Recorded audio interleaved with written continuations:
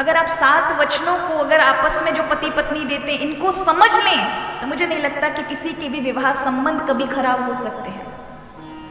पहले से सारी चीजों के विषय में बोला जाता है।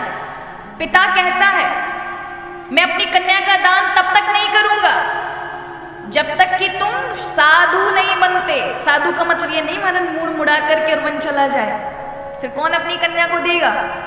साधु का अर्थ है अच्छा।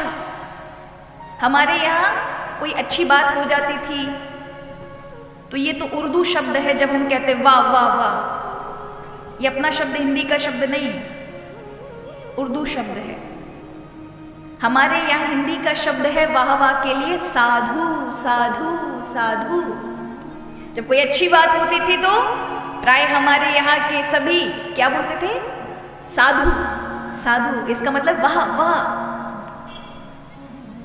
तो इसका अर्थ है अच्छा। साधु माने श्रेष्ठ। तुम्हें मैं अपनी कन्या का दान, पिता कहता है कन्या का विवाह से पहले, तुम्हें मैं अपनी कन्या का वागदान तब दूंगा जब तुम्हें साधु बनना पड़ेगा। साधु माने श्रेष्ठ बनना पड़ेगा। तुम अब तक कैसा भी जीवन जी रहे हो, लेकिन अब मेरी कन्या का की जिम्मेदारी मैं तुम्हें देने वाला हूं, तुम्हें श्रेष्ठ होना पड़ेगा। और उस समय वर कहता है, अब ये क्या, ये काम पंडित जी कर लेते हैं, इसलिए तुम्हें कुछ पता नहीं रहता कि क्या बोल गए पंडित जी, क्या मंत्र में कह गए। तब वो वर कहता है, वो वर की तरफ से पंडित जी बोल देते हैं कि होना चाहिए कि हमें एक एक विषय में, शादी कोई खेल नहीं है, सोच समझ के आज के युवाओं को हर चीज को समझ करके करना चाहिए।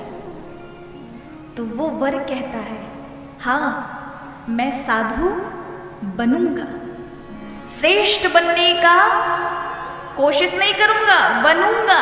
तब पिता अपनी कन्या का वागदान उस पुरुष के हाथ में देता है कि मैं अपनी बालिका की जिम्मेदारी तुम्हें देता हूं। इस प्रकार का बहुत सुंदर वचन है जो हमारी ऋषियों ने परंपरा बनाई है। ये सब क्यों इतने सारे लोगों की साक्षी में, कि समाज उसको मान्यता प्रदान करे कि अब ये पति पत्नी हो चुके हैं, देवता उसे मान्यता प्रदान करे। इसलिए अग्नि इत्यादि के समक्ष, देव की साक्षी में, गुरुओं की साक्षी में, संतों की साक्षी में विवाह किए जाते हैं, क्योंकि ये विवाह जो है ये एक ही बार होगा, बार बार नहीं होगा। इसलिए इसी एक को पूरे जीवन भर निभाना है। ये करने के लिए ही ये सब संस्कार है, क्योंकि दोबारा ये सब तामझाम नहीं आएगा। इसलिए विवाह की एक एक चीजों को बड़े ध्यान पूर्वक हमें करना चाहिए।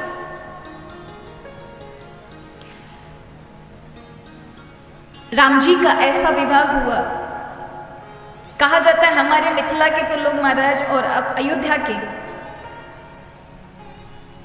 खासकर मिथिलावासी राम जी का विवाह महोत्सव करते हैं। जब राम जानकी जी का विवाह अगहन मास में आता है तब कैसे करते हैं, राम जी को का विवाह मनाएंगे लेकिन विदा नहीं करेंगे। और ऐसा हमारे यहाँ साधु संत कहते हैं कि राम जी की बारात सबसे ज्यादा अत्यधिक समय तक रुकी। कोई कहता है 1 महीने, हमारे मिथिला के लोग कहते हैं 6 महीने।